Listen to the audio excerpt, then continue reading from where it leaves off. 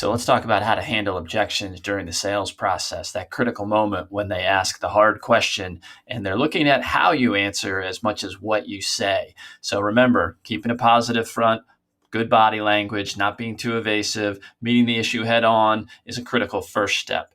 After that, the next two steps I recommend are clarify. Take a pause to re-ask a clarifying question to make sure you understand what they're asking you. And that leaves you a chance to then quantify. Now that you know the issue, how big a deal is this? Is this a reason they're not going to move forward? The old non-starter, you have to address it or you're dead? Okay, then we need to really prepare a good response. Or is it more of a curiosity, or maybe it's just a landmine put out there by another competitor? So taking those steps of just clarifying that you understand what they're asking about and then quantifying how big or little deal it is will give you a chance to respond and not give too much credence to an issue that was just a curiosity, but not underwhelm them with an answer that is a critical factor as well too. So if you can do those two steps and then fill in with the right content, I think that's good. It also shows you're not scared of the issue. You want to understand their concerns and you're demonstrating yourself as the type of vendor that they want to work with. Even if you have to deliver not a great answer, your approach to that can be revealing of you as a potential partner. So you got a lot of things that you can control within your control when you get these tough situations.